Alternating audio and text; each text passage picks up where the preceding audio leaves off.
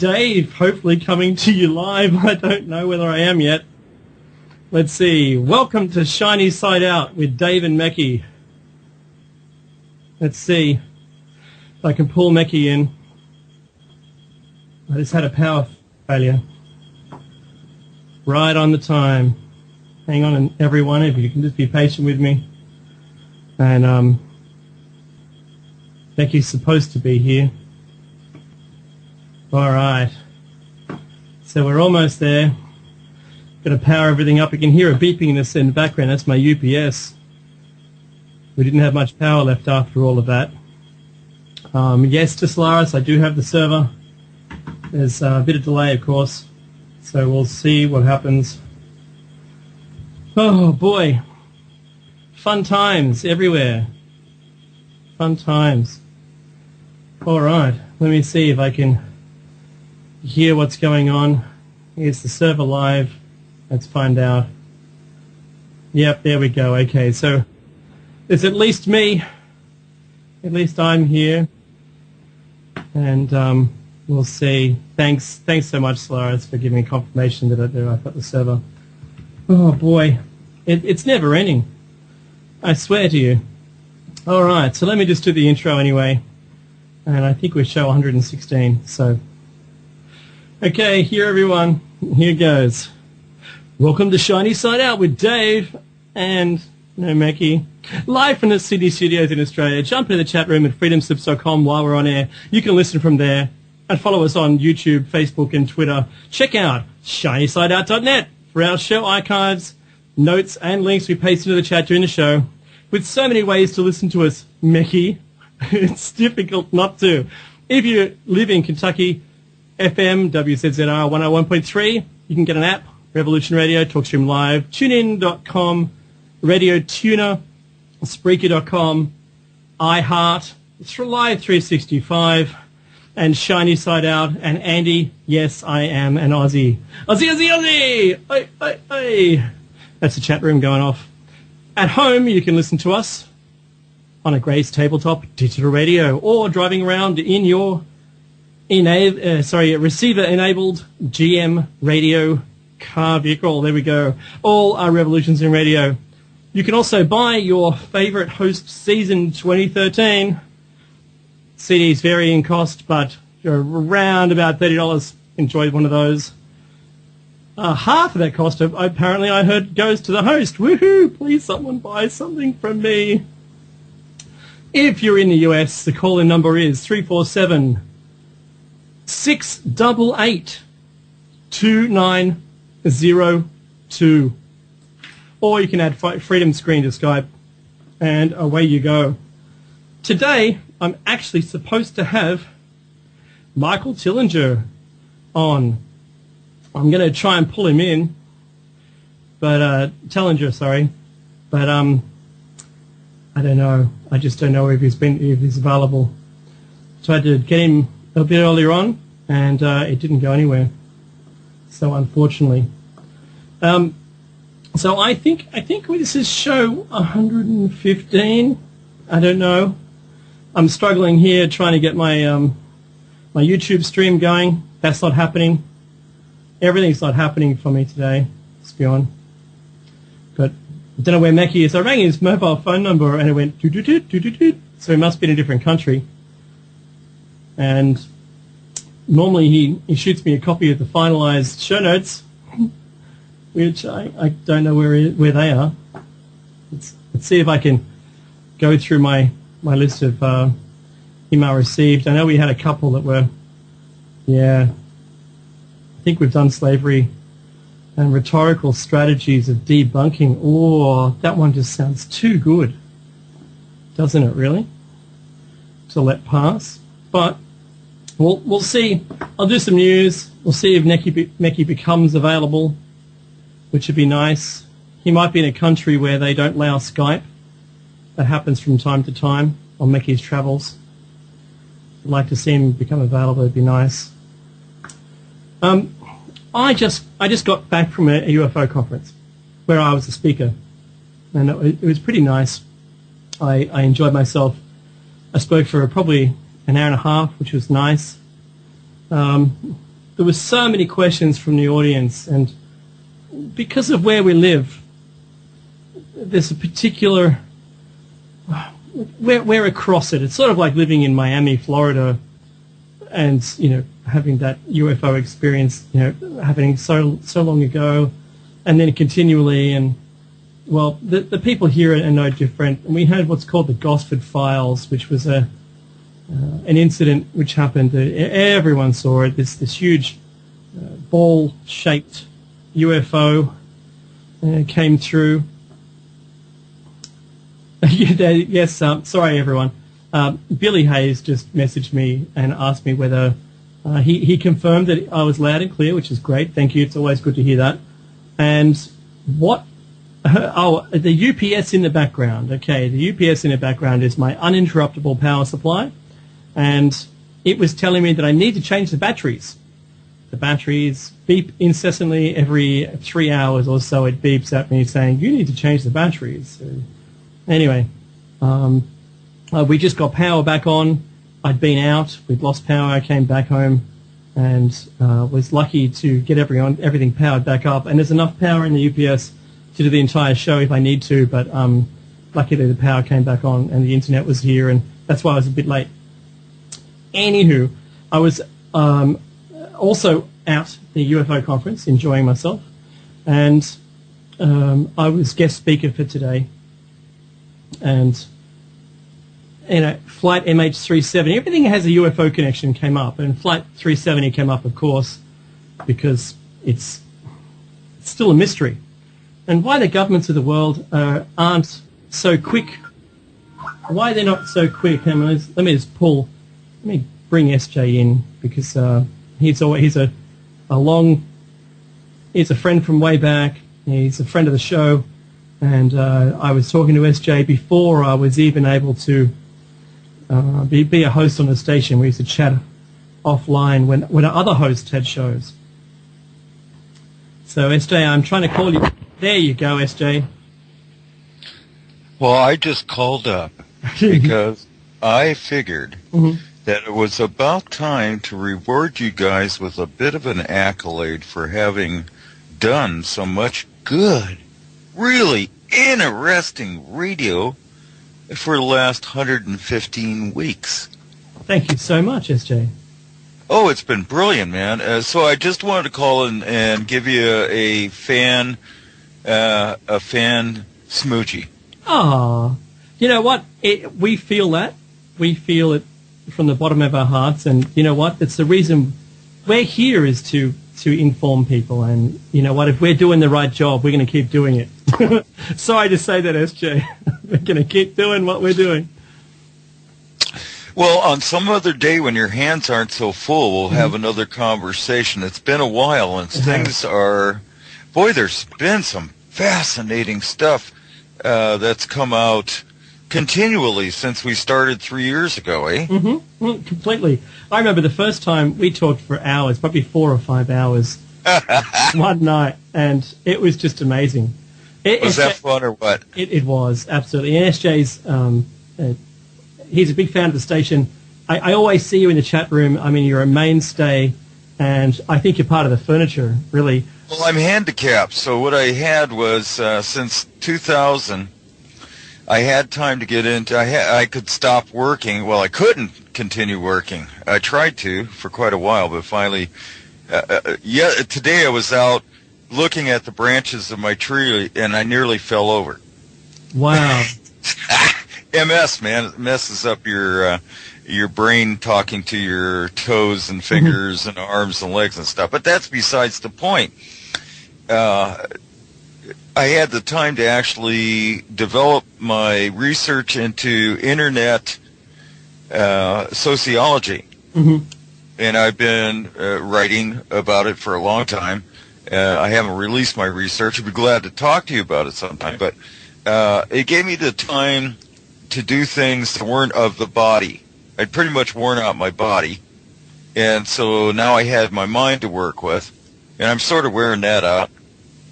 I've got dead areas in my brain from the MS, right about the size of carrots, and small carrots, and little teeny tiny carrots. But it's interesting to watch the development of that as sort of an offshoot of my normal research into science and reality in general, right? Mm-hmm. And I must say that I have enjoyed listening to Mecky's work and research because he organizes beautifully. And I've come to really respect minds that are methodical. And yours is just as good. Thank you. Well, I wanted to give you a big thank you because, man, you've been on the air here and putting out the good vibes and lots of research, good energy. You've got a great fan base. There's a lot of people that really like you. So just to reassure you that your efforts are appreciated. That's all. And I'll get off the hooter there and let some other people get on board. Yeah, thanks so much. It's always appreciated, and it's very tough. I know when Mecky's on, it's very tough. The stream is usually pretty solid, and the information coming through, it's hard to interrupt. And I know we appreciate that. And what we're trying to do now is give at least 5 or 10 minutes space to a caller at the end of the show, but it's actually pretty tough. So yeah, I know. Yeah. I'm doing my show with mainly conversation with people dropping in, and you're certainly welcome to join me. Please do. I don't know if it's convenient for you. It's midnight on Wednesdays, station time. I don't even know when that is my time. I just can't do that in my head, all that time zone business. Well, what's your time now? It's 4:16 p.m. Yeah, 5:16 p.m. is my show on Wednesday. Right. Cool. On Wednesday. Yeah, 5:16. All right. Or whatever it is, an hour later than right now. So there you go. There's I would be delighted to introduce you to my listeners because I think being in that particular time, I have a unique audience, but I also have, I think, the potential for what I enjoy the most, which is international callers that I can talk with. Yeah, of course. Isn't that going to be fun? Like yourself, like Becky, like Aussies. Mm-hmm. Yeah, it has been so rewarding to be involved with this. And like I say, I'm retired, handicapped. I got nothing better to do. If I can make a few points, I think I have some important reflections, points of view that I think are beneficial to people that are developing their own researches. Mm-hmm. Right? Mm-hmm. Okay. Anyhow, love you. See you later. Bye. Yeah, man. Take care. Thanks so much, SJ. Yeah, cool. Hang on a second. Okay, so it looks like we don't have Mickey today on Shiny Side Out. It's a bit of a shame. Not only do we not have Mickey, but it doesn't look like we've got our guest, who I'm attempting to pull in every minute or two. Which is also a shame because I was really looking forward to it being today. But I think what we'll end up doing is probably just having a wee roundtable, and I'm just going to see if I can pull some people in, see if they're welcome to. They can always dive out. I'm not doing my normal straight to YouTube because the software is not playing today, and I don't know why. I just rebooted my machine and it should be fine. But it's just not meant to be, I think. I'm just going to rest on that one. You know, you have days when it's supposed to be and days when it shouldn't be. Awesome. So at the moment we have SJ. It looks like Michael Tellinger can't be with us. It looks like Mecky can't be with us. It looks like we have Solaris and Billy Hayes. Awesome. I think this might be a nice, fun round table. Howdy. Howdy, Solaris. You had a great show, although I didn't hear any of it. It's always that's okay. Great. We have archives. Yeah. Yeah. Who was your guest today? Oh, Charles Osman. He does fabulous. Incredible man. Incredible scientist. Oh, see, that's not fair. Yeah. We talked about nanotechnology and a bunch of other things and transhumanism. Awesome. Yeah. Yep. Really good conversation. That's been a topic a continuous topic of yours for the last few shows, isn't it? Well, it has, because that's kind of where we're going, in my opinion. I feel like we're moving towards that direction, and he kind of confirmed that on a different level. But yeah, it's technology. It's what you do with it. You can use it for the positives or the negatives, and I'd like to see it used in a positive way. So, well, let's see what happens. Oh, completely agreed. But you know what's going to happen to it, though. Yeah. Well, I know what I've militarized. experienced. Yeah, exactly. Yeah, I mean, everything I've experienced technologically has been militarized, so that's what I'm looking at. Yeah, unfortunately. Completely. Now, I pulled Billy in, but I'm not sure if he wants to be part of it. What are you doing, Billy? Say hi. Oh, I heard some sound. I'm back. It's all good. That was probably my best Balkan. So I don't think you can get better off me. Okay, well, I hear you have some weather out there or something if you lost power. Yeah, that happens a bit where I live. And one time we lost it for about 5 days. And that'll ruin everything in your freezer. Yeah, we had a hailstorm yesterday. We lost power and lost all my solar panels, and my wind turbine went for a walk with 80-mile-an-hour winds. Oh, wow. So we're having all sorts of fun here in Kansas. Was that just a downburst? Or, like a wind gust downburst from the front, the gust front? Or was it like, it wasn't tornadic, right?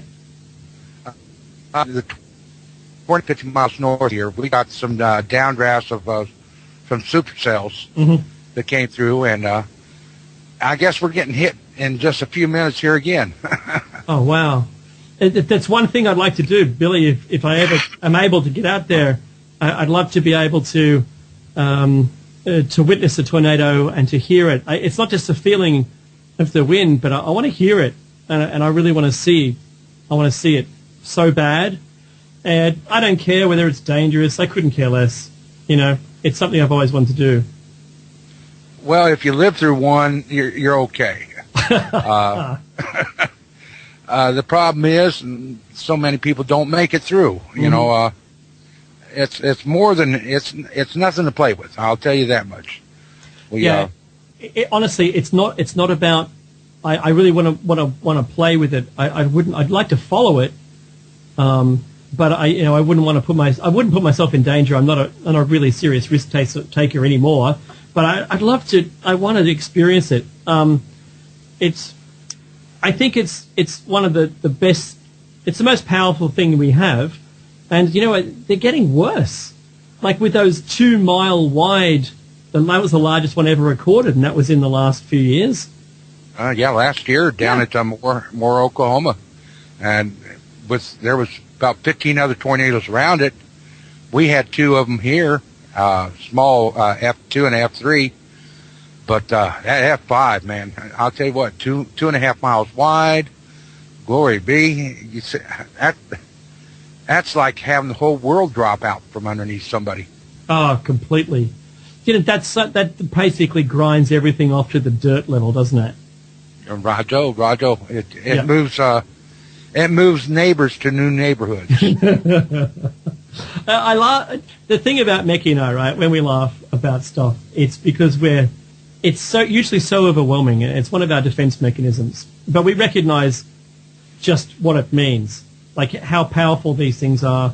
I'm a storm chaser in Australia, a registered one, and I used to, before I had children, of course, used to position myself right in the right spot to be able to get a great photography of storms. And we had an amazing outburst one time of storms that came from a swirling air mass of instability at all levels, which was warm and cold fronts that mixed together into a what do you call it? Oh, hang on.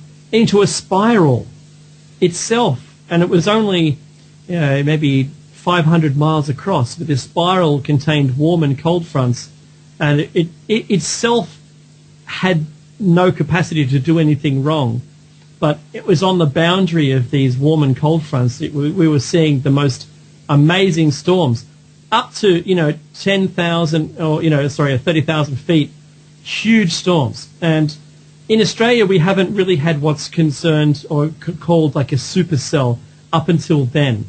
We had a single, around the same period, not the same event, but around the same period, we had a supercell that was 90 kilometers across. A single cloud with a single wall cloud underneath it. And it was devastating in our region, but it wasn't producing any tornadoes. And it took me a lot of research to discover what the ideal components are of a supercell with dry air, with moist, warm air, and with the overlying, what's it called?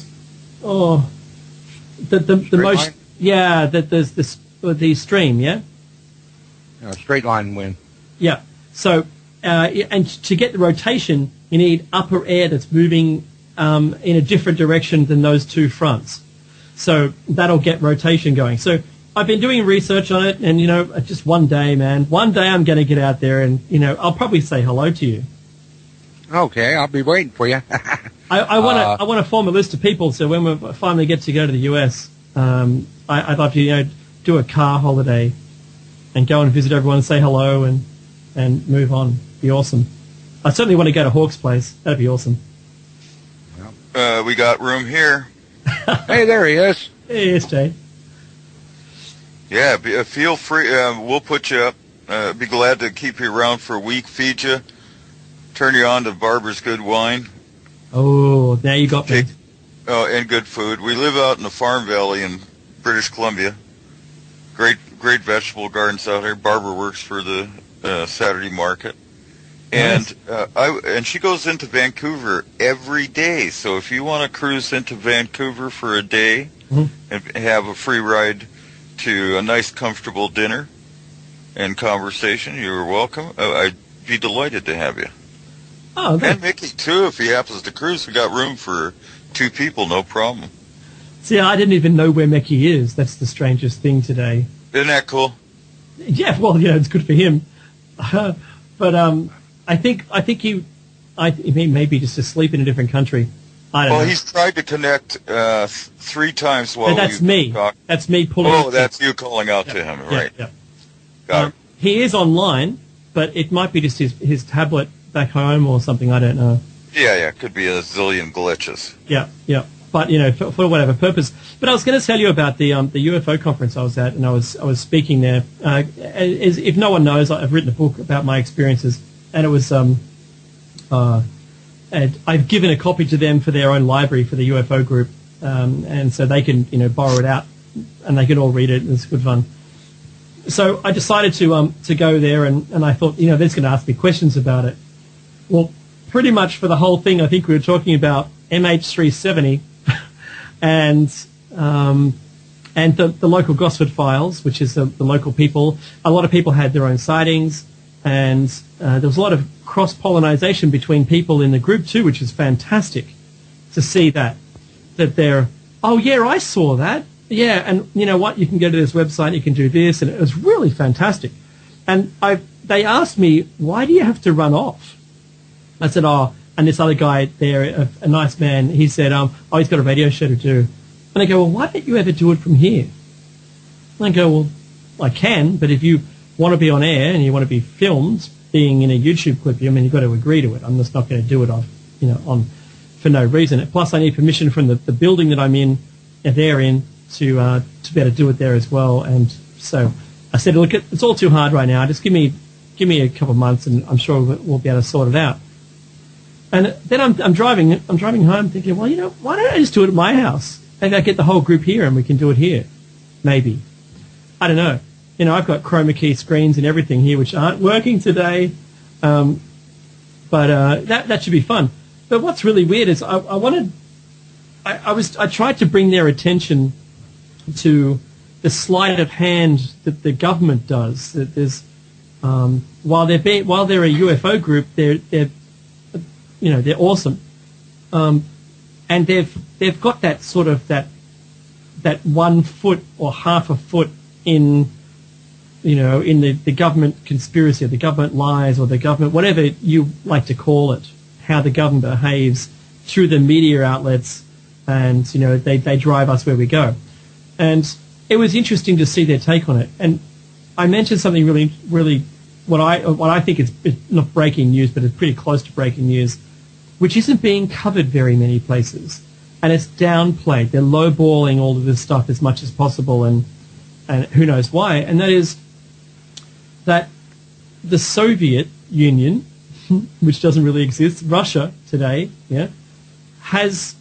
they had two of their, I forget the name of the aircraft, but two of the equivalent to B-52s,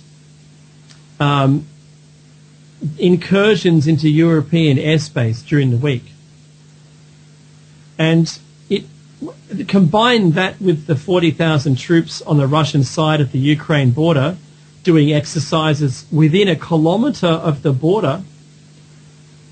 And then you see all this news about, Obama's position on it, and he's sort of downplaying or lowballing it. It's not terrible. It's sanctions are, really all we need. But then John Kerry, is it John? John Kerry. He says, when I was listening through his, reading between the lines in his statement, he was pretty much just touting that it's going to be a conflict. It didn't matter what he was saying.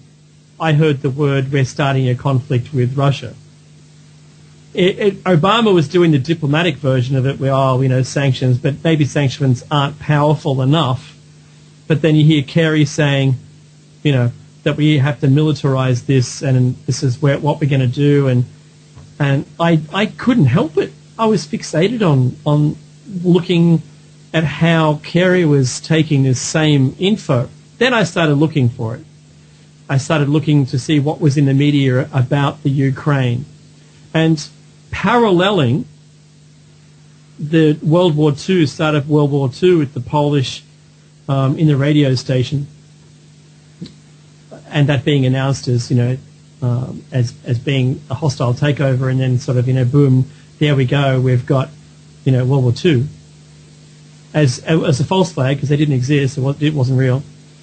We've got this thing where it's called pro-Russian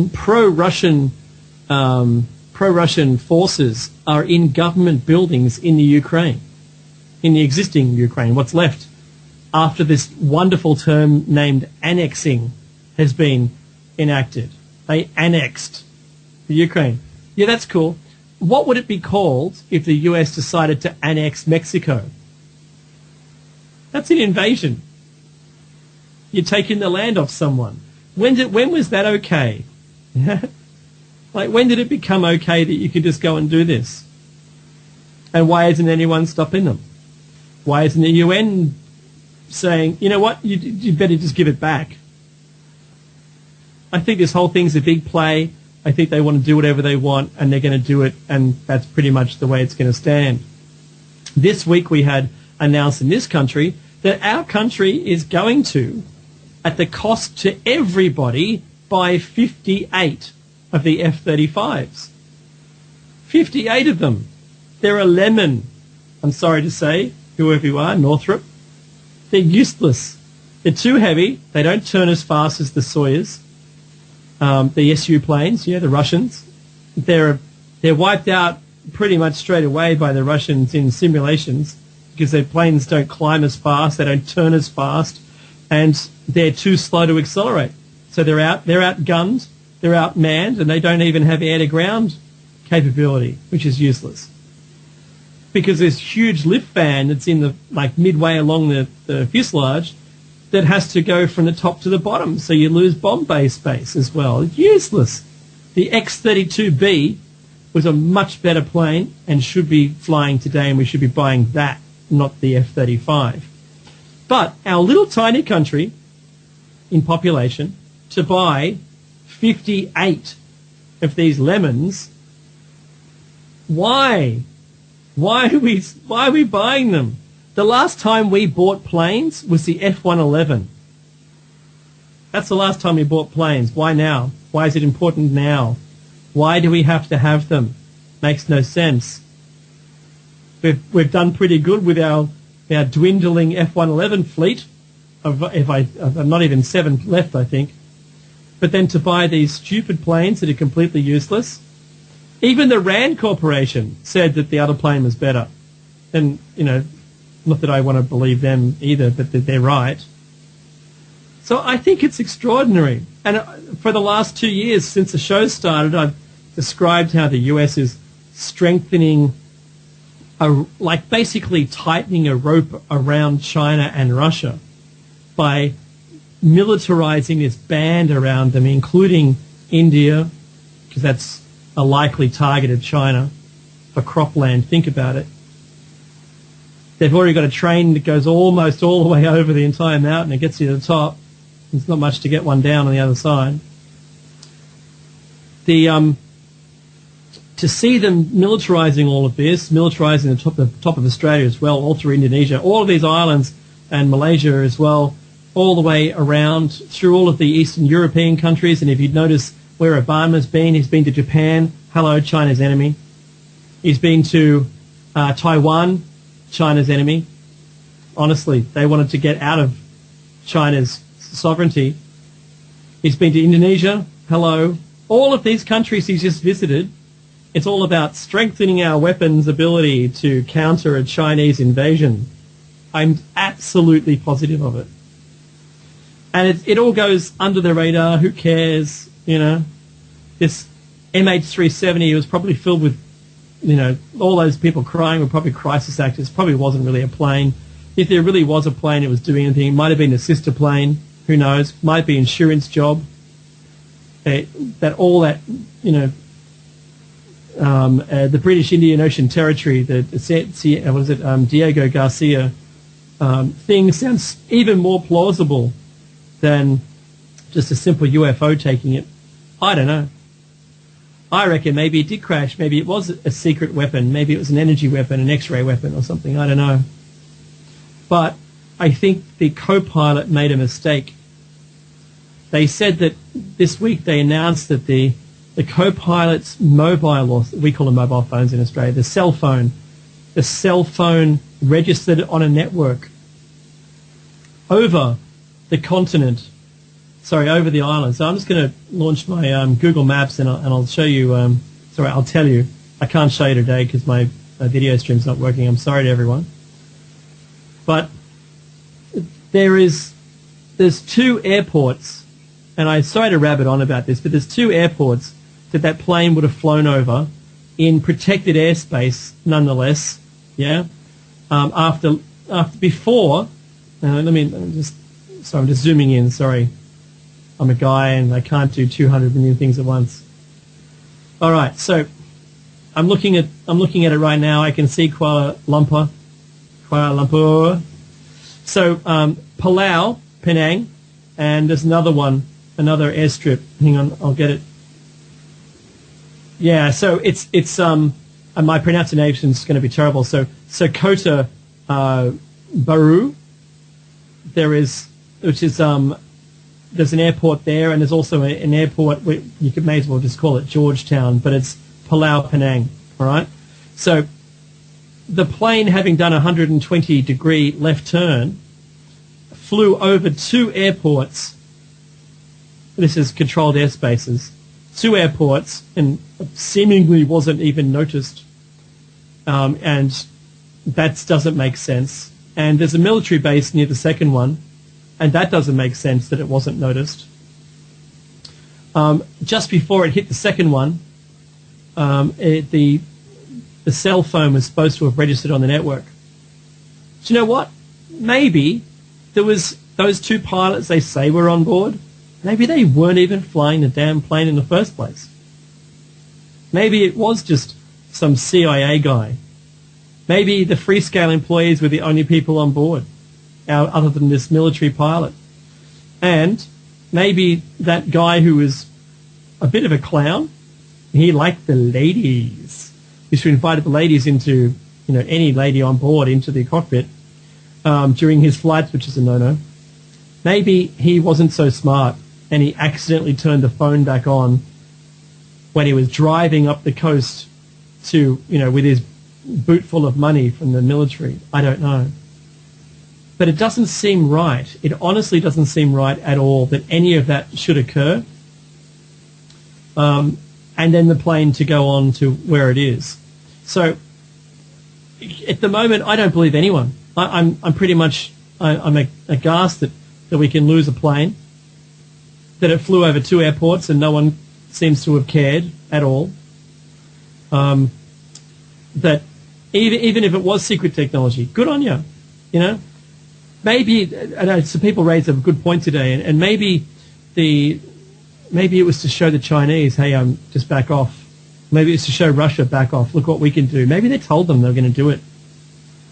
Because imagine, and I keep raising this, and I raise this with everyone, if you want to go down the path that it was intentional, that it was a test, imagine what would happen to the aviation industry if they were to make another one disappear. Well, let me step in here real quick. Sure, man. Go ahead. Everybody fails to render to the fact that there's a possibility this could have been just an accident. Mm-hmm. And the reason I say that is 3 weeks prior to losing this Malaysian airliner, 777, the FAA let out a bulletin about the SATCOM antennas on the 777s, creating a crack in the fuselage that if it wasn't adhered to and taken care of, that it could rip the whole top panel from the SATCOM antenna all the way back to the tail section. Like a tin of sardines. I know what you're saying. And like the original jet, which had square windows, the square corner after all the expansions would crack and cause a failure in the fuselage. I understand that they would make an announcement like that. Go ahead. If it did so, if this big antenna, which is if you ever look at the 777, it's the big bulge that sticks up and just back of the cockpit on top. It's a big bulge, and behind it is your TACAN antenna, both your VHF and all your antennas are in a line behind that, including your IFF transponder antennas, your DME antenna. Every antenna there is mounted right in a line behind that. If that antenna went, it would peel back the fabric, the skin of the aircraft, peeling off all the antennas, jerking out all the electrical that's in the top of the aircraft. It would literally shut down any communications and any viable way of communicating outside that aircraft, including the cell service. Yeah, I'm hearing you. Billy, I'm going to raise with you a question because I feel I can do this right now. Yeah. Why would Rolls-Royce in England openly tell everyone that they received telemetry from the engines showing the engine speed, like the rotational speed, like the tacho, and that the engines were nominal for another 4 hours if those aerials had been destroyed, all the electrics are gone? Just how would that fit in?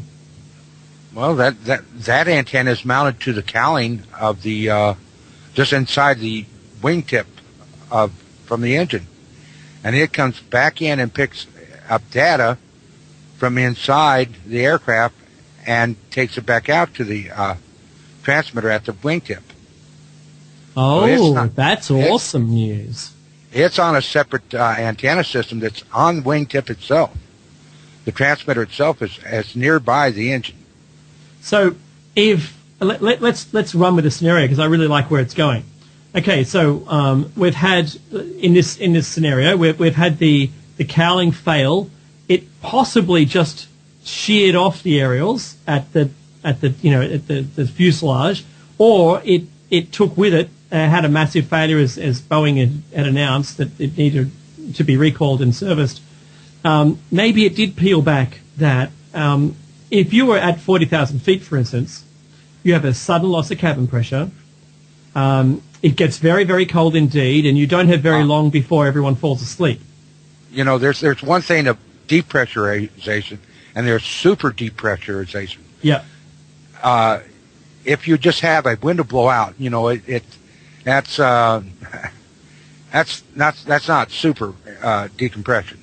Mm-hmm. That's just decompression under force, Mm-hmm. and it takes a while to happen.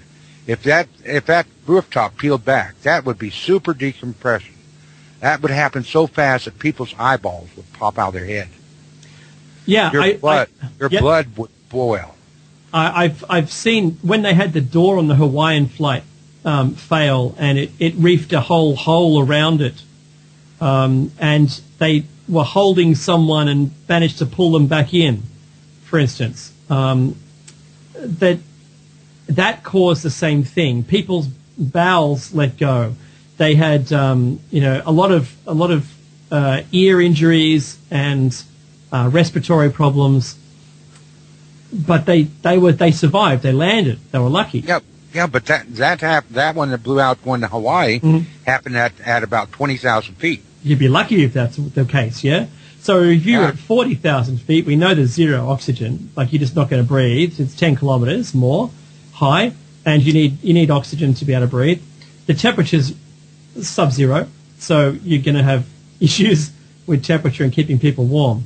You would imagine if the plane was still behaving as though it should electrically, you would get the release of the oxygen masks, and then you'd be okay. At least you'd be cold, but you'd have air. Well, I don't think that would happen if that peeled back. That's right. Back from the top. Mm-hmm. I think all your oxygen lines would be gone. I think that the mechanism that releases them would fail to release the oxygen masks as well. Oh, I imagine the whole cabinet would fall. I mean, that much decompression that you'd see the cabinets actually being sucked out from that. Well, it's something else because you've got the tail right behind there as well. There could be damage to the tail section or the ailerons or the rudder. You might have any number of those things. Now, if people fell asleep, especially controlling the aircraft, if they were in a position, maybe they had power or maybe they didn't have power, whatever it was, it is really a fly-by-wire thing. So there's no computer. I mean, you got nothing.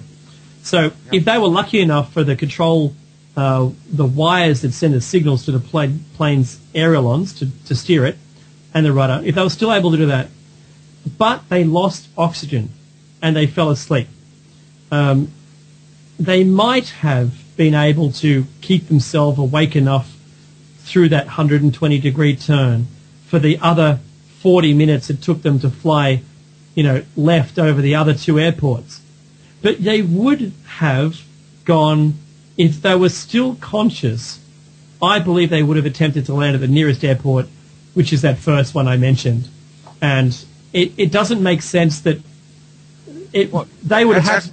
That's what don't make sense. Is the nearest airport from where the situation amended itself, where they lost communication. Yep. The nearest airport would have been Cameron Bay, or they call it Ho Chi Minh Airport now. That would have been a next direct en route, straight ahead. They would have passed right over it, and in less than an hour. That literally 20 minutes, and they would have been able to get to an airport they could land that jet at. That's right. Which is extraordinary, and it's pretty much just a left turn. And it looks like if they had tried to make a left turn to get to it, that's where they might have gone. But if they had it turned into frozen popsicles, then they couldn't have made another turn. I agree on that. I think that it's a matter of someone reached up and tried to dial in a new waypoint or something. On the azimuth, because they didn't really have full control of the aircraft, and they're trying to fly it by utilizing the azimuth on the compass. Yep. And they froze up. I mean, it's not uncommon for that asphyxiation to occur, for them to become popsicles, fall asleep first, and then become popsicles, and the plane just flies until it runs out of fuel. I mean, 80 degrees below zero, that's mighty cold, Yeah, you don't stay awake. You don't stay awake, and you don't stay warm. So, but the thing is, when the first when they said it was in the Indian Ocean, in the deep South Indian Ocean there, below Australia. The problem with that was that it was 6,400 kilometre journey. And their original journey was only 4,600, the exact opposite numbers. 4,600 journey kilometres, which has a calculated fuel load. And the calculated fuel load for that would have been X, yeah? But to add another 1,200 kilometres onto that fuel load for them to fly further wouldn't make sense, doesn't make sense, and it to be told to go and look up in a part of the ocean that it couldn't reach because it doesn't have enough fuel to get to is a little odd. Well, so it would run until the fuel ran out, which is where I normally do that. But there was a plane recently that had run out of fuel as it was taxiing back to the terminal. It had landed but then ran out of fuel. And they said the pilot had made an error when he was calculating it. But then in the defense of the pilot error, the plane company, the aviation company, said, you know what, we've got really narrow guidelines. We have very narrow, profit margins. We want to try to maximize those. So our intent is to get as pretty close to the journey as possible in calculating the fuel load. So because every pound of fuel, you're going to take more fuel to take the pound of fuel. So it becomes an extremely expensive, thing to carry too much fuel on every flight of yours. So they have a mandate to make sure they minimize the fuel. And I don't think that you would carry, when I've talked to pilots, they've said that they wouldn't carry another 1,200 kilometres worth of fuel on board. Yeah. And then on top of that, on top of all this, all this misinformation that came out, the Malaysian Air Force saying that they had it on radar, and the Laotian saying they had it on radar, and another country said they had it on radar, but nobody has electronic proof of that. That's all word of mouth. That's right. There's absolutely no electronic proof that they actually saw anything. It's like they're covering their butts. Oh, excuse me. No, that's fine. That's okay. They are covering their butts. Everybody's leaping in there just trying to, we were on the job. Well, when you sit there and look at the Air Force. We weren't asleep. I mean, it's a joke. It's a joke. These people didn't even respond like they were supposed to with ATC. Yeah, that's right. Something like that. 10 minutes of miscommunication or missing communications. The ATC should scramble an aircraft. Right. In Vietnam would have been notified. They would have scrambled something there. Yep. And Laotians, same thing. Everybody was asleep on this job, including the Malaysians. You're right. You're right to go down that path. You are absolutely right.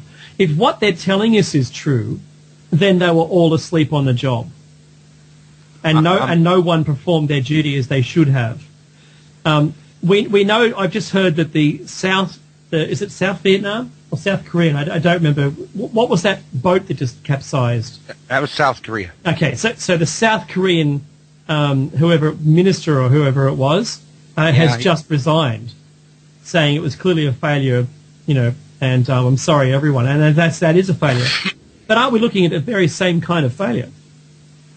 Where if, and it's a big word, if underscored in italics and in bold, if what they're telling us is true, that this plane, just had some kind of mishap, even though it did disappear off the radar and ACARS was turned off, then I don't think ACARS was never really turned off. The information, the data to ACARS. I'm sorry, ACARS stopped transmitting from the plane. No. They got blips on ACARS all the way down to the islands, south of the islands. So that's that. I haven't seen any of that evidence. But on the ACARS database, Billy, on the ACARS database. There is none of that information. All of the flight, which is 9M MRO. Look it up yourself. Not you, Billy, but the listeners. Look it up yourself. Go to one of the repositories on the net for ACARs and type in the plane registration number, and there's nothing. It's been deleted. Aha. I searched for it. I can't find. I thought I'll search for it on that day and be able to just play back the track. Maybe put it on Google Earth and plot out where it went, and so I can see it, and then I can plot the blips out. Nothing. It's not even. It doesn't even exist. It's deleted on all of the ACARS databases. Now these are independent databases of each other that replicate across the planet, and it's gone. Aha. So Kind of tells you something there, huh? that's what got to me. Where when I started looking into this, is why wouldn't it just show exactly what we currently know, that it at whatever time it was, 2:14 a.m. or whatever, that this is where the track stopped and this is where it's gone. Why isn't anyone opening Here's another to the red triangle? Here's the other thing: is they deleted the ACARS frequencies of what the actual frequencies were that they were winking at. Wow. So see, they even plotted an aircraft that didn't have a return fly into the same and on an intercept course that, the 120-degree turn it's said to have made. Well, if you draw that line back away from flight MH370, instead of the plane MH370 making a left-hand turn, that's the actual track of another aircraft that was reported in the first week. And this is what they said. They said that it looks like there was a mid-air collision because there was two tracks. We saw MH370 going, northeast, and then coming from the east to the west is a plane that didn't respond. It had no markings. It didn't have ACARS bleeps. It didn't have an identification on it.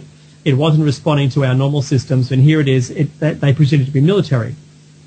However, there's no debris, there's no crash. You'd have two planes missing.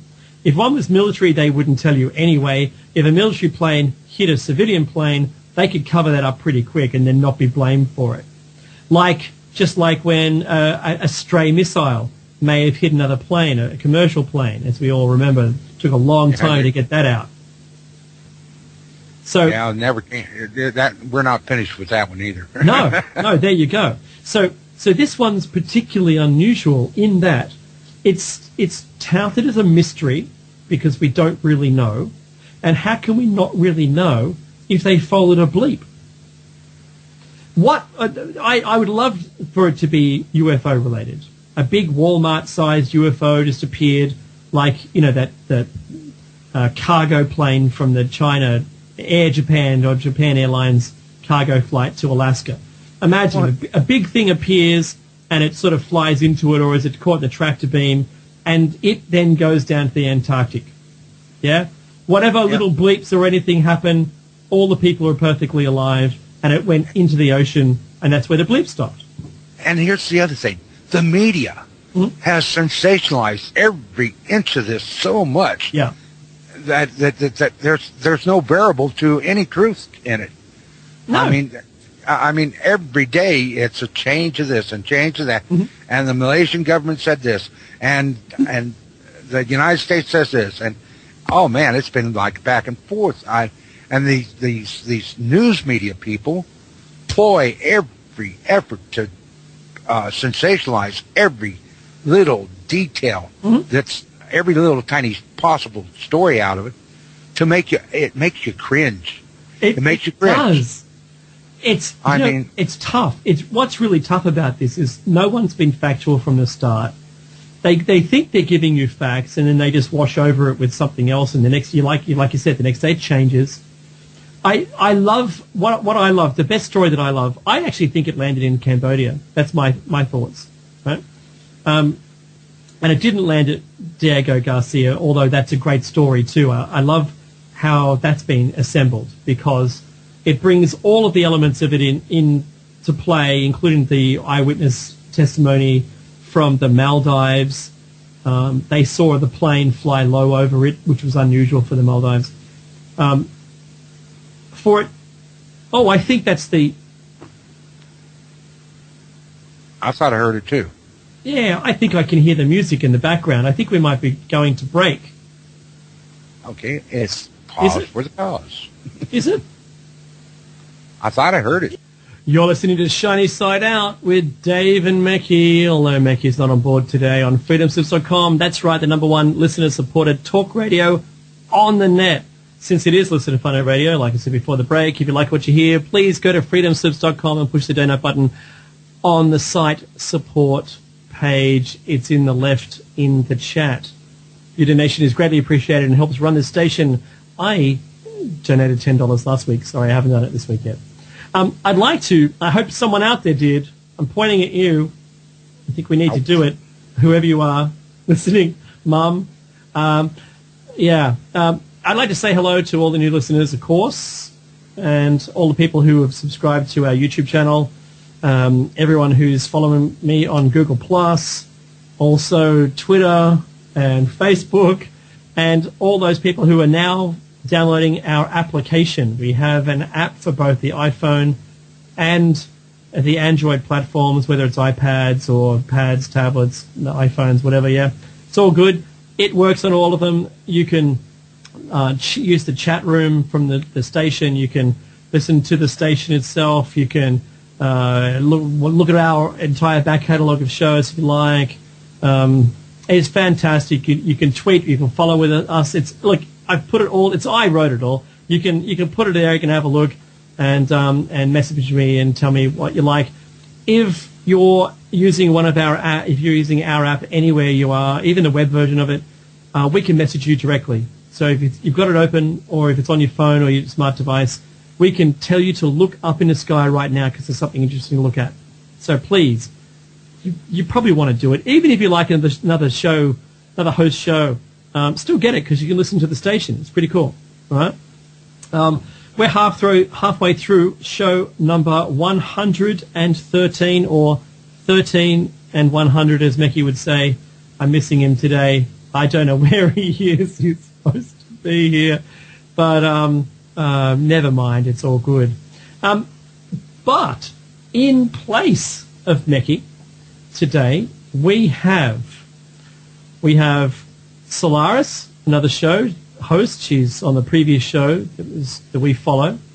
We have SJ Still on the call, and we have Billy Hayes. Awesome to get Billy's input on flight MH370.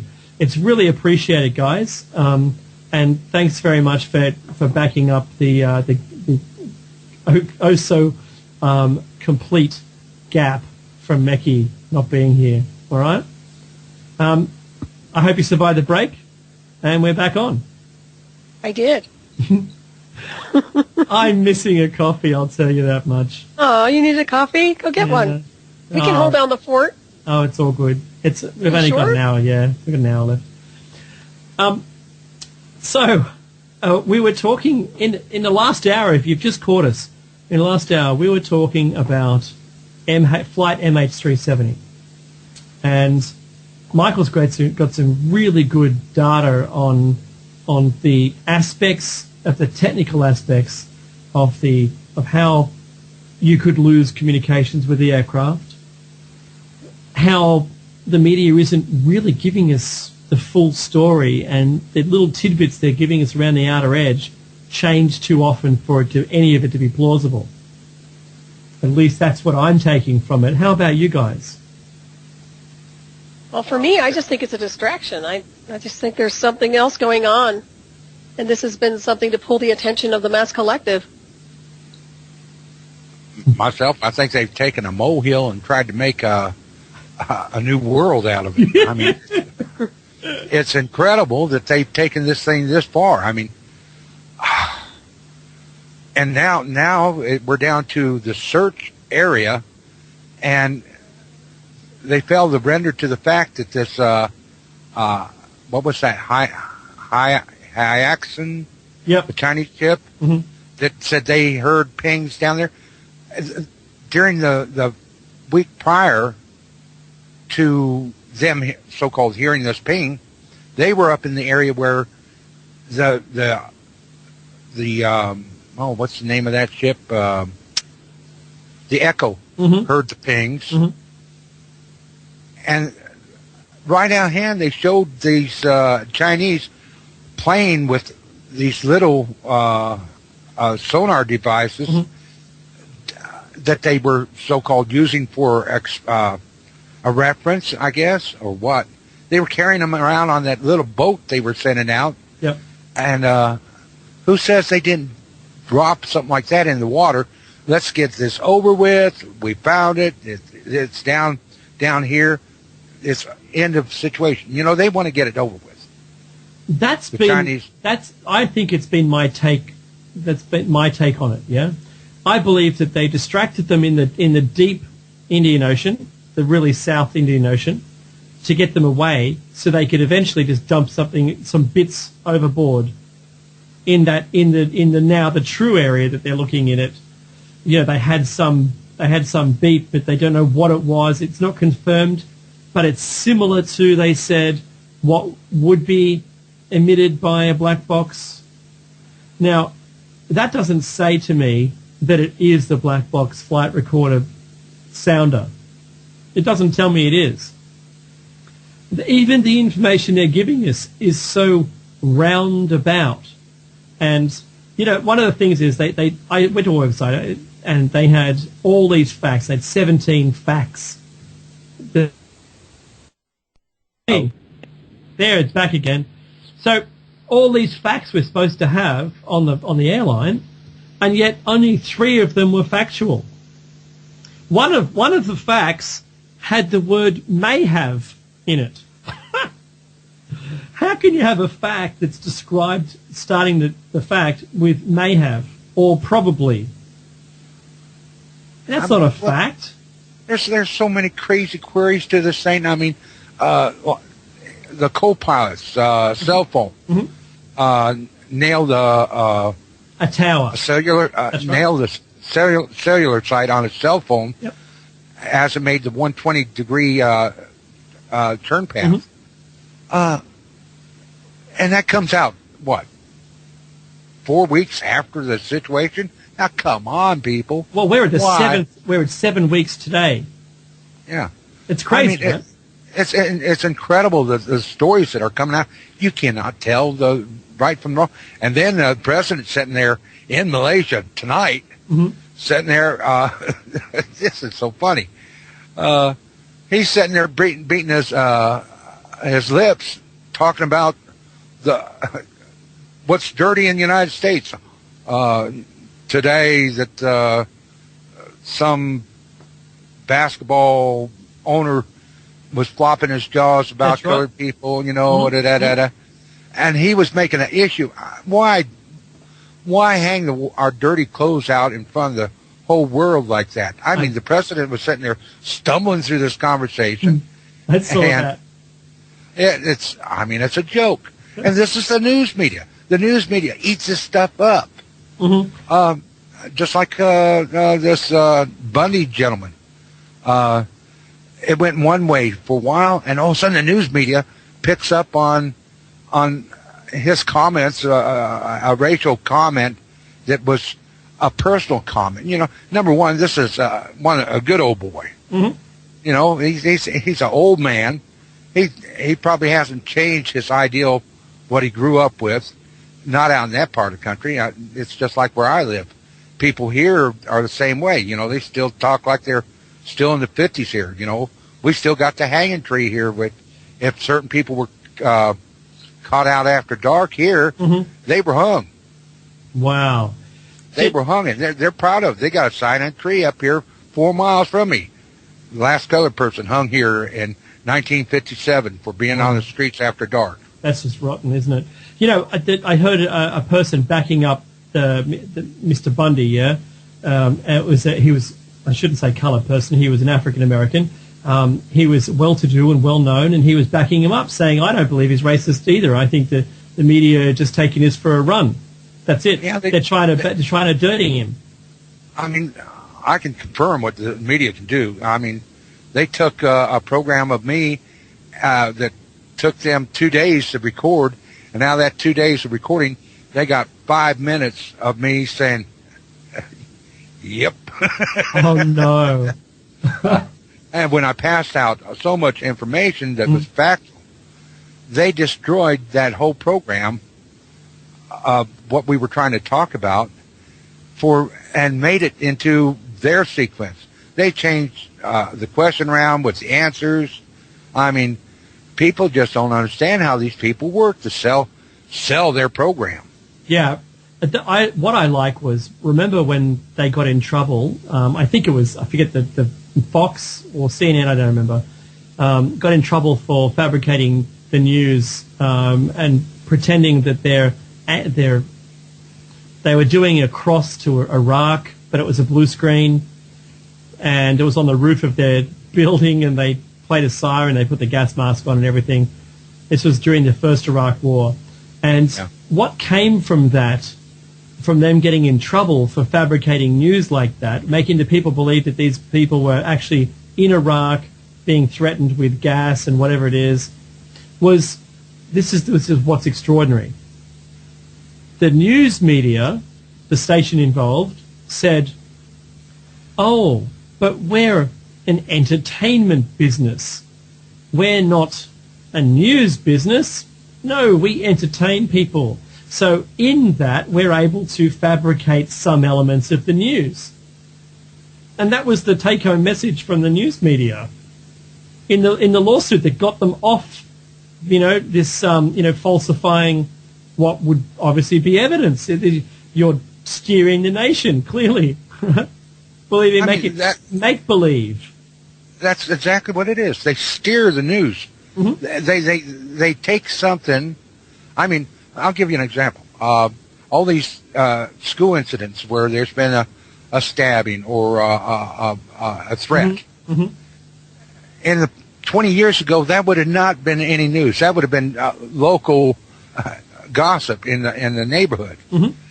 This news media now picks up every police call in the nation, and they're on top of it. They're digging on it.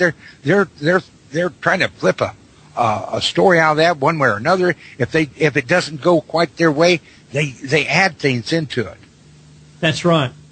And from a how they put it, they from a source, mm-hmm. from a source, not a credible source. They don't have to name the source. That's right. I mean, they're getting by with creating murder itself. Mm-hmm. Mm-hmm. Yeah, completely. It's Nancy Grace that gets on that on one of those cable programs, mm-hmm. news programs.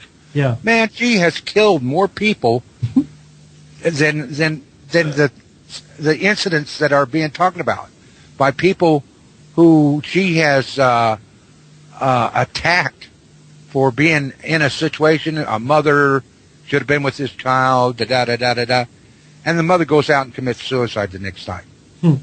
Wow. Because she That's right. I remember that. I mean, this is what these people are doing. Everybody should be shaking their fingers at these news media people mm-hmm. and saying, bad, bad, bad. Just like on this aircraft, this Malaysian aircraft. Yeah. Man, this is terrible.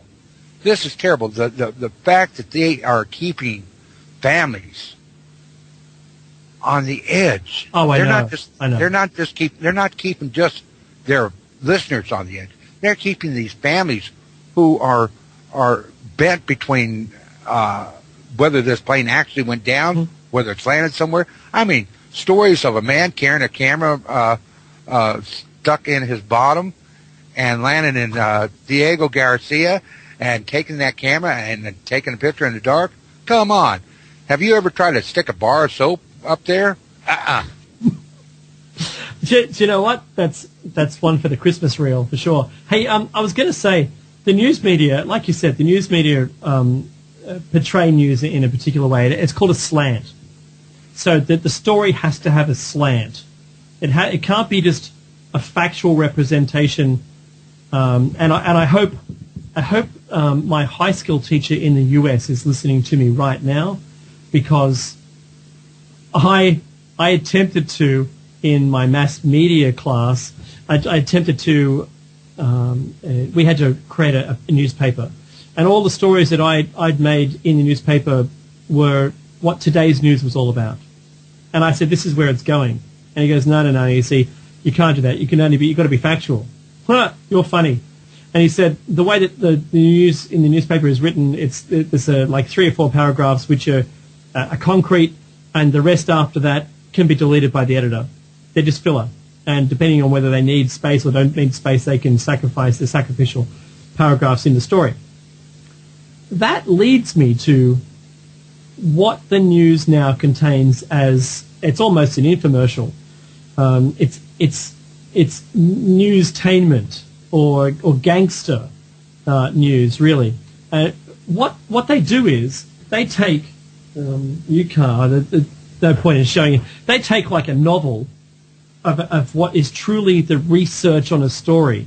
Now, why would you bring something to air unless you had the background on it?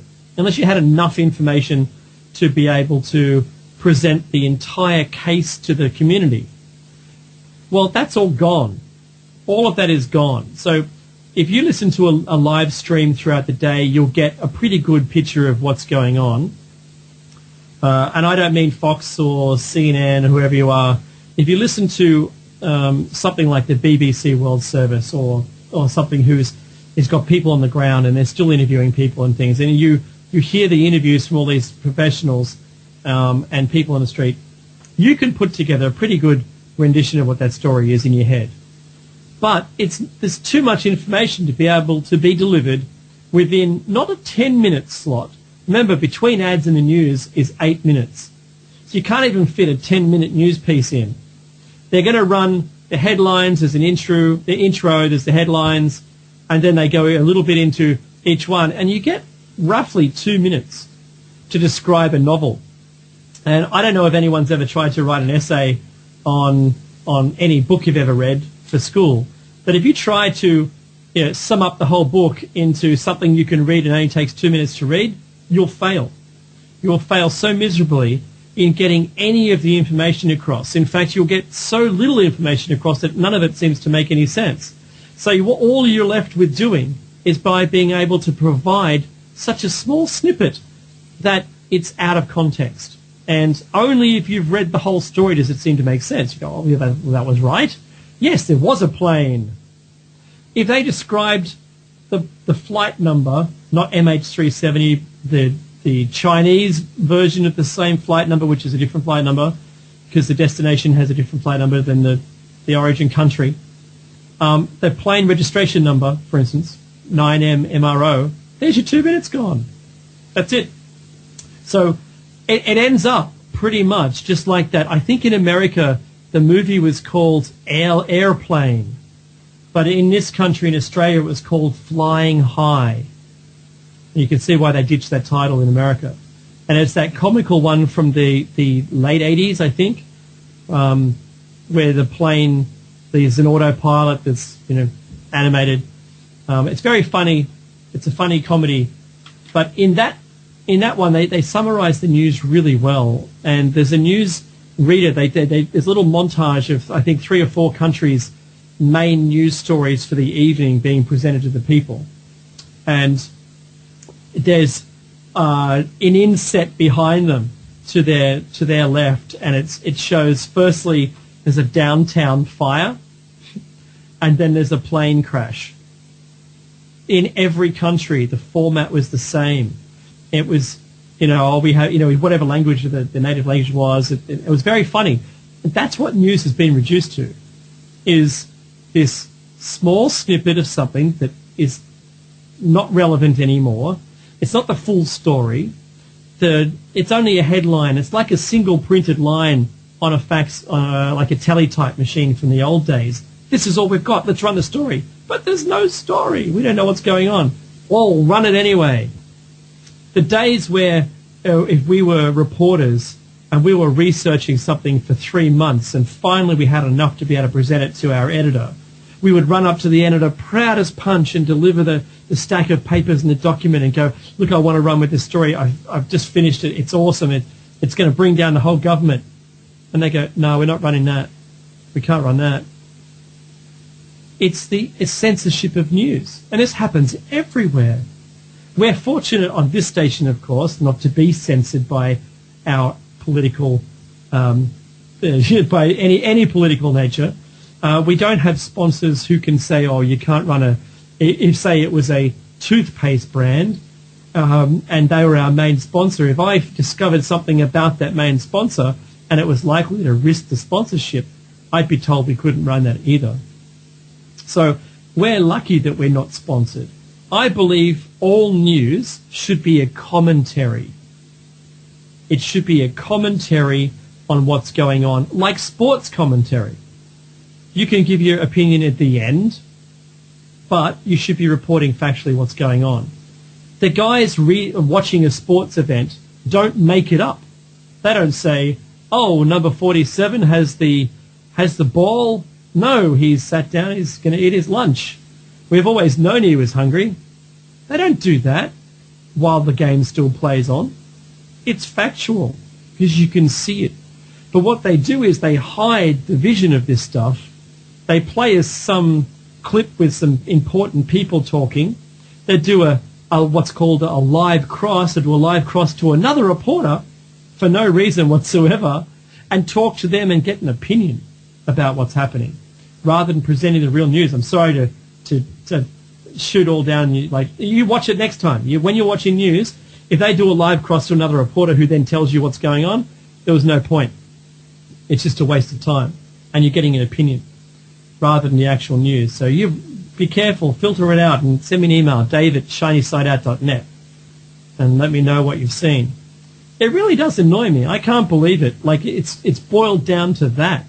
My mother would be spinning, or she's probably spinning in her grave like at 17,000 RPMs right now, because she worked in the news media for a long time, in the printed news media.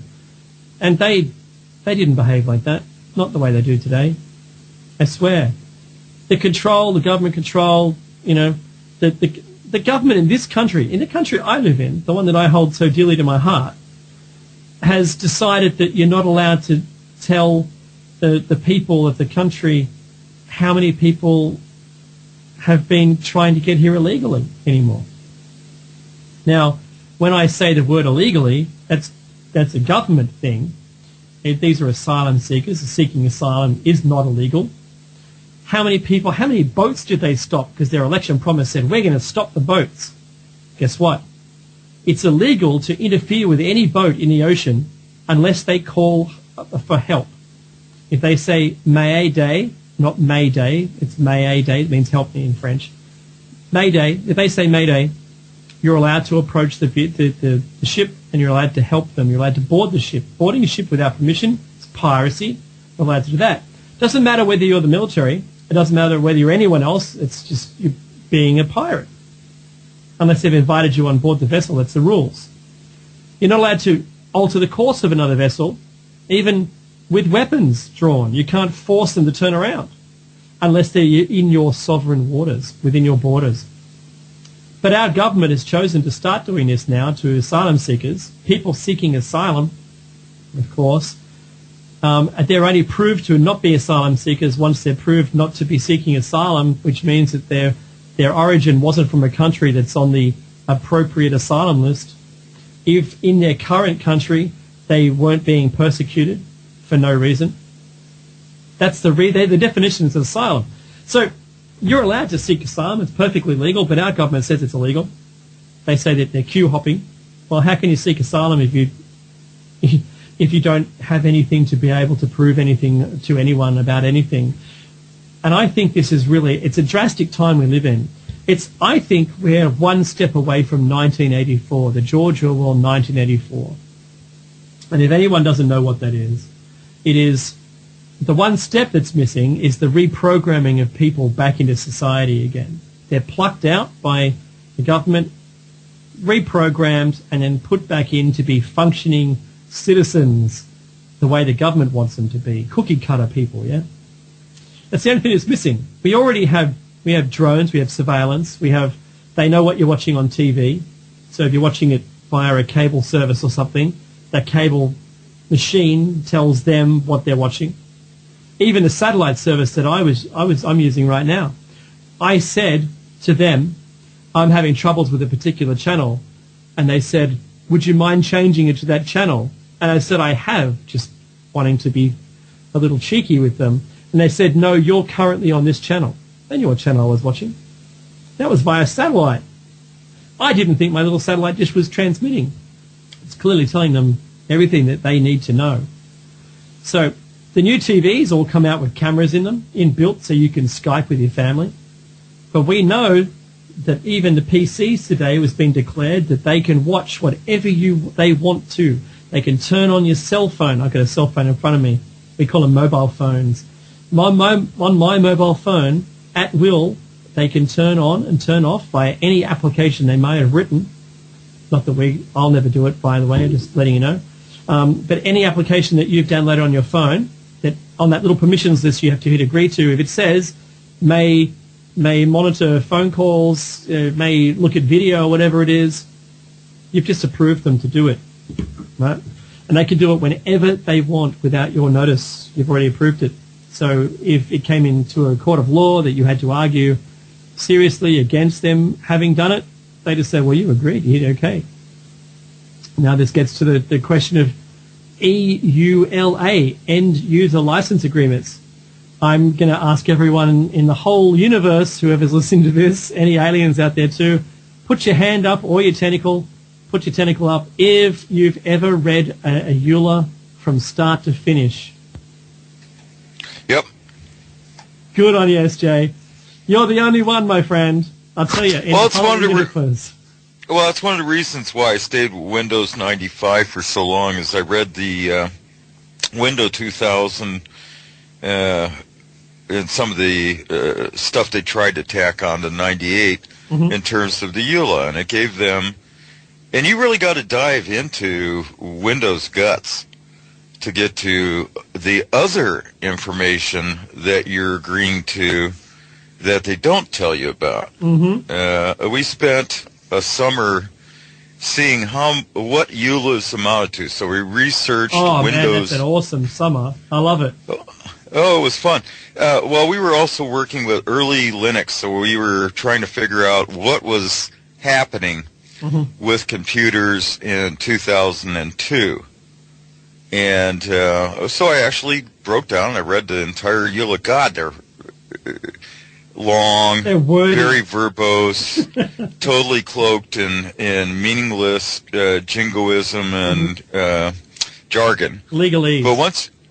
And we would, I found the jargon file and all kinds of other wonderful interpretations of legalistic mumbo jumbo, and it basically gave them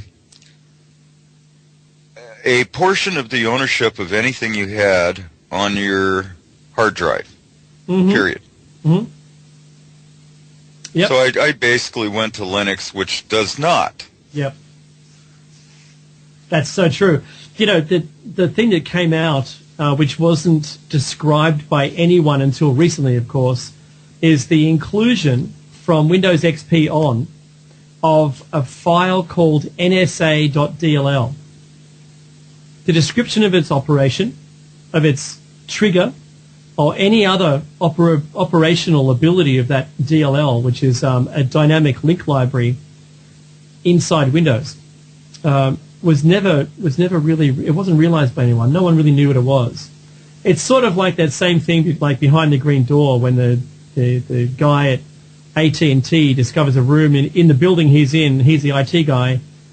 He's the head of IT, and he finds network cables that go into that room, and though he hasn't got entry to it, he tries to gain entry by asking his superiors, what's this? And then suddenly there's a purchase order on his desk for a device which he's never heard of. So he Googles it and discovers that indeed that's a very expensive device. He never approved it, but it had mistakenly gone to him, the purchase order for this, and it was worth hundreds of thousands of dollars, a single router.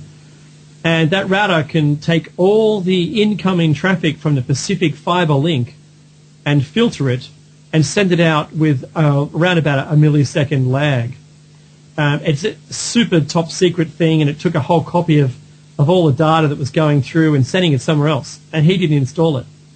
And in fact, it was installed during his time there in his seat, and he argued for access to this room and was denied, and subsequently fired for finding out about it.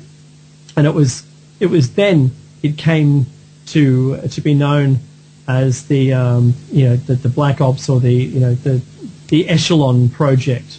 And when he researched more and more, he found more of these devices around the world, and it was in his building in particular, because that was the fiber link in from the ocean. So, these things are out there. I mean, well, the main vulnerability, and very seldom thought about, but very much consequential, is the fact that no matter how you computerize, sort, filter, blah, blah, it all ends up in human hands for final action. Mm-hmm. And we don't have enough human hands to monitor all that's going on in the United States, much less the rest of the world. But we can get a certain amount of information out of it, for sure. But it's not as inclusive or totally intrusive into your own personal life, mainly because they can't get that many people listening to you. Mm-hmm. Do you know what? The YouTube channel we have is interesting. We post a video up, and it could be anything. It doesn't really matter what it is. When we do post a video up, it actually does a voice-to-text recognition. And it can provide, if I so choose to tick the box, subtitles on top of. Thanks, Solaris. If you want to dive, man, go. That's fine. You're awesome. Yeah, my dog calls. Thank you all very much. Thank you so much for help filling in. My pleasure. Take care. Take care. So, I don't know where I was. That's all right. It's just an extraordinary thing, with YouTube. You can have, if you tick a box, on-screen text of what's going on, obviously for the hearing impaired. But the fact that it actually scrapes through your video for audible words, translates them into text, and pops them up there, that's something else. I think that's an extraordinary fact. Now, that means that someone knows what's being said on every YouTube channel. That's what that means. It means that, it's not only, I don't have a choice whether it gets done, I've only got a choice whether it's displayed. So I think every single person needs to know that, if I was to, form a YouTube channel and say just all the right keywords, I don't want to do that because I don't want my YouTube channel shut down. But if I was to say all the wrong things, and I'd be on one list, and if I perpetuated that, I'd go to a secondary list, and then so on and so forth until the black van was out the front. I don't want the black van out the front. I seriously don't. But if they're going to take me and show me all this technology and then tell me to shut up, yeah, come on. I invite you to my house. Please. Show me everything you got, and I'll just be at peace then. I won't have to keep looking for it. But until then, I'm going to chase you down. I'm going to guess what you got. I'm going to make you, I'm going to tell everyone whatever I think about it. And it might be right. Some might be right. Some might be wrong. SJ, I'm reminded of Maxwell Smart, the show. When Maxwell Smart came out, I love it. I watch the reruns, and it still has me in stitches. I love the shoe phone. Yeah, me too. When it came out, I saw an interview with Mel Brooks about it, and he said that it was shortly after the end of the first season, and they were filming the second season, he got a call from what he could only describe as someone from the Secret Service, one of the three-letter agencies at the time, probably the CIA or something, right? Or the FBI. And they said, how do you know? And he goes, what do you mean, no? He goes, nothing. He goes, who's the leak? We'll shut you down unless you tell me who the leak is. And he says, what leak? And he goes, the person who's giving you all the ideas. And he said, I'm just making this stuff up. and the phone went click. And he never heard back from them. And he said he knew that he was doing the right things. And that's Mel Brooks. I mean, Mel Brooks, he's a funny character. Yeah, I love his work. Well, I know people that have sadistically impersonated the Men in Black because they know how gullible people are. Mm-hmm. And they bragged about, to me, about doing this. You know, it was sort of fun for them. It was a college prank when they were in training. This particular person I'm thinking of. Jeez. They were taking... I wouldn't want to be on the wrong side of that.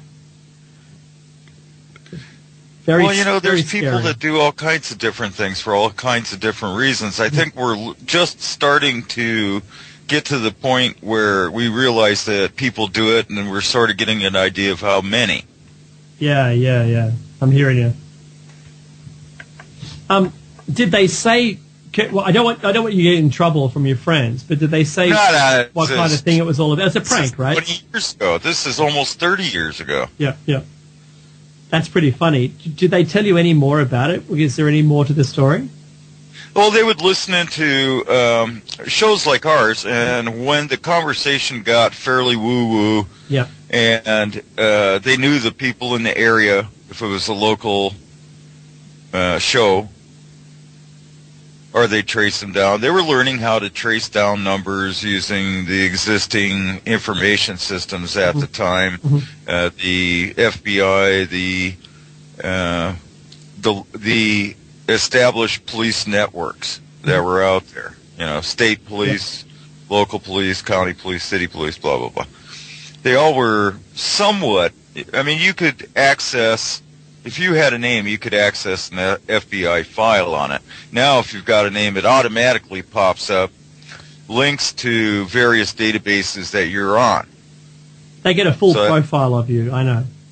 Well, they can get a full profile of you if they choose to dial up that additional information. And some people, you know, it says, Joe Straight, no problem. Other people, it goes, well, would you like all 18 pages? But anyhow, they would listen in on this stuff. And when they heard of somebody that believed in this stuff or anything else or had an interesting collection of artifacts, they would go and basically run a scam on them just for the sheer fun of doing it and get away with it. They practiced it. They said occasionally when they started they'd blow it and people would chase them off, right?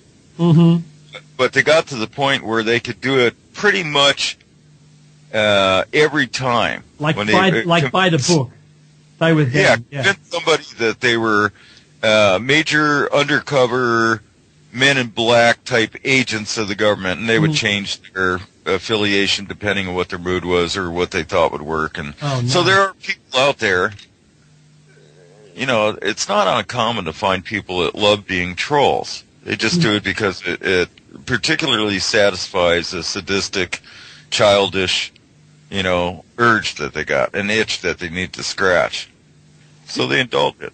It's funny that you use the word troll, because that's like today's word for someone who just, you know, steers the chat room or the forum in the wrong direction, dismisses everything without any evidence, and then just gets everyone upset, right? Right. That's what in those days, these were pranks. These were things people could do. And yeah, I know some people that you know, that sort of scenario would have suited them to a T, an absolute T. Yeah, they would have loved to have dressed up like that and gone and, you know, just visited people and given them some stick. I can see how that's funny in a real scenario as long as no one's in danger.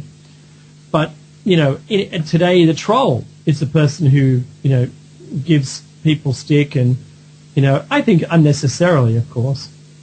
But, oh man, how funny. I would have loved to have filmed one of those events. Well, you can do one any time. No, It'd be easy enough to find your targets. All you'd have to do is hang out at a metaphysical bookstore with a coffee shop nearby and tape a few, you know, put a few under the table mics in. You'd have incredible life stories of people, you know, within several months that would blow your socks off, just eavesdropping. And people do stuff like that because they can, not necessarily for any particular reason other than satisfaction of whatever itch they got, eh? And we got a population full of people with a certain small percentage of it more than likely inclined to that kind of behavior for a number of different reasons. That's sort of getting off the topic, ain't it? Oh, it is, but it doesn't really matter because at the moment we're still talking about the Eulers.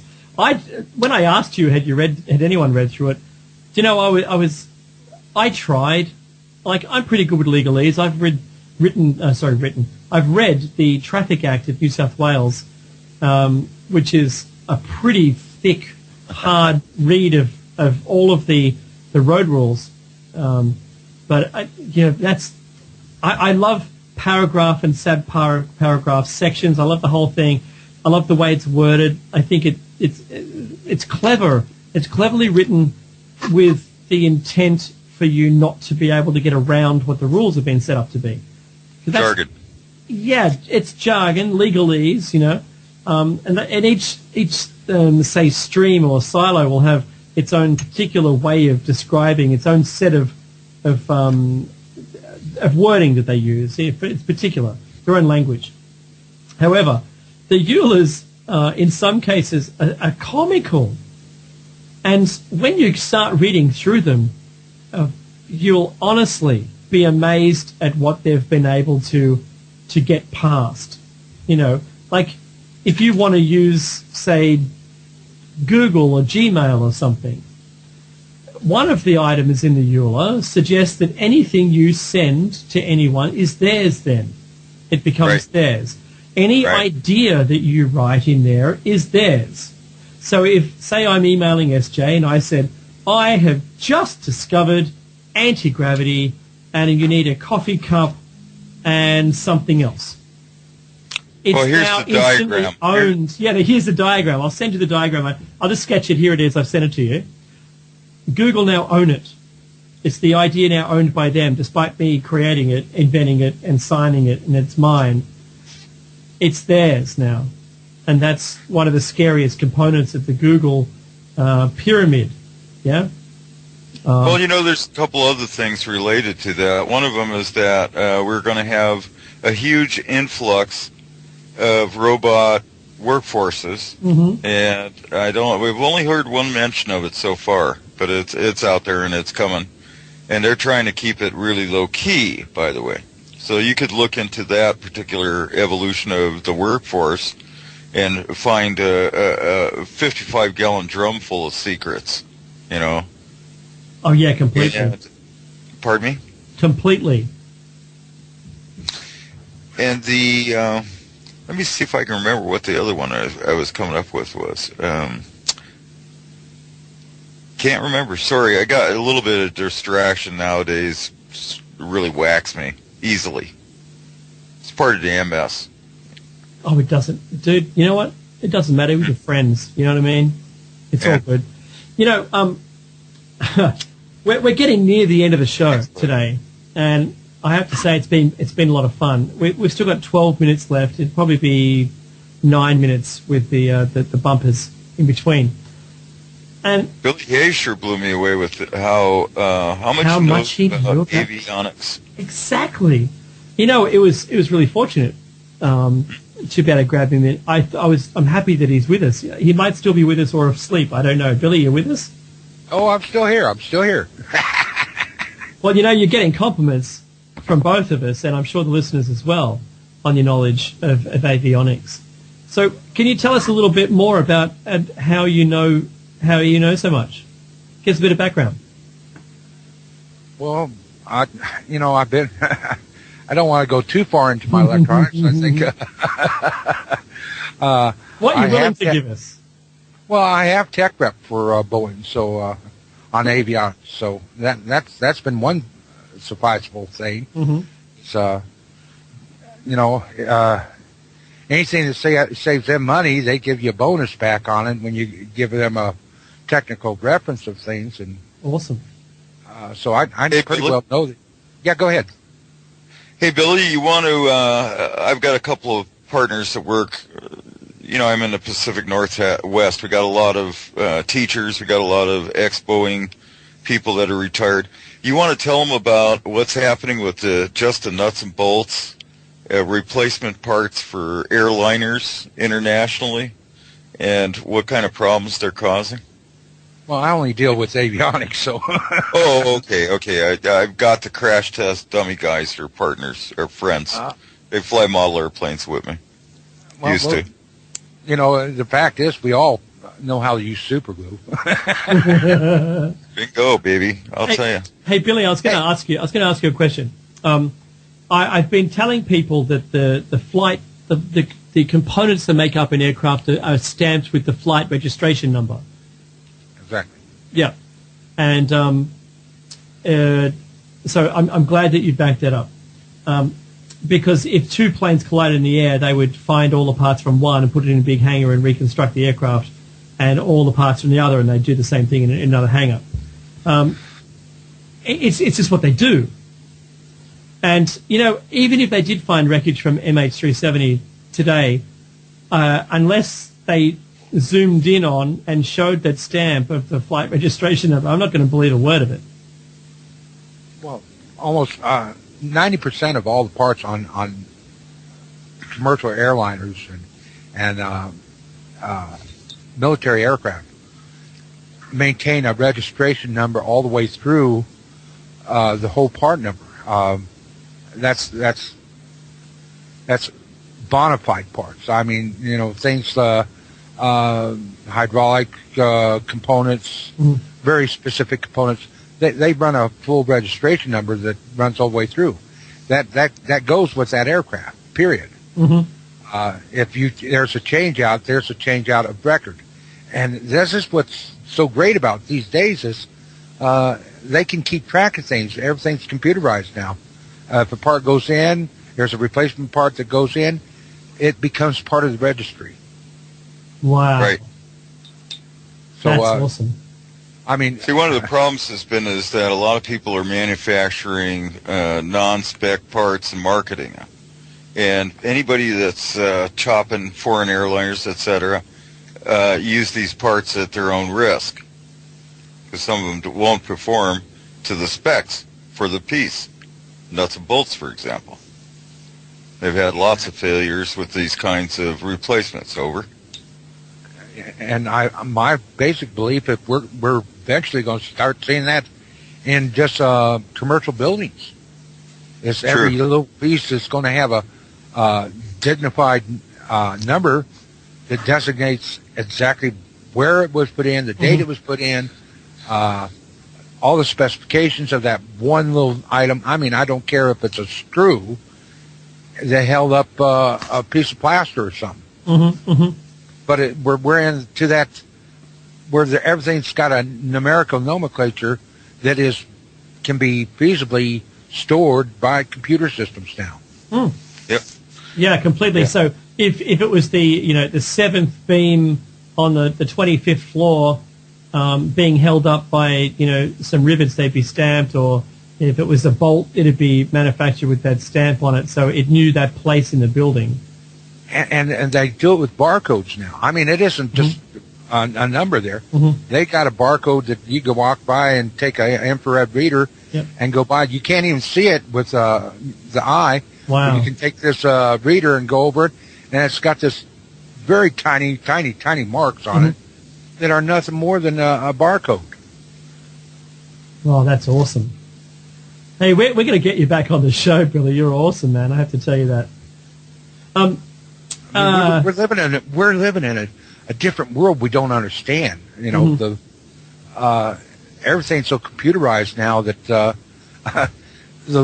logistics are just so deep that you can't even go there now with your own mind. No, I completely agree. Because I'm in IT and I see what they do. I see how if you just have a pile of data, you've just got a useless pile of data taking up space. But if you're able to, and I don't like the word drill down or data mining, but if you're able to pull out from that graphs and information that's, detailed or trending, plotting. It doesn't matter what it is, that it becomes useful. And it's only at that point that it becomes useful. Now, yeah, I know that myself, I'm speaking about Google and its breadth of what it knows about you, even if you don't use it as your search engine.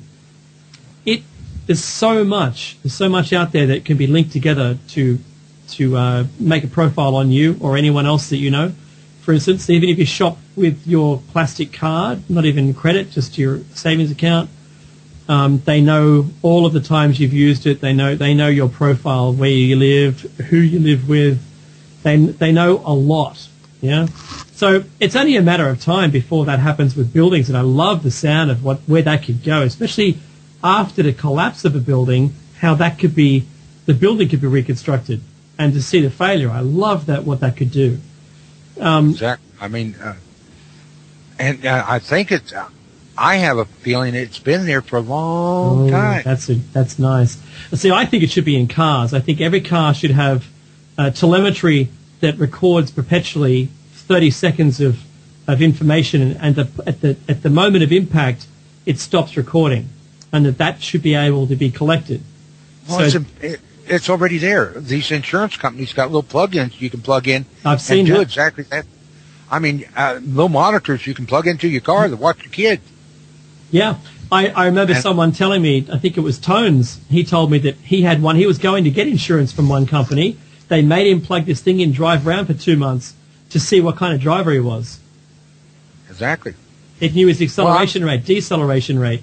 It knew where he went and what kind of, everything about it. I think it's extraordinary. This is terrible. I've been sitting here, you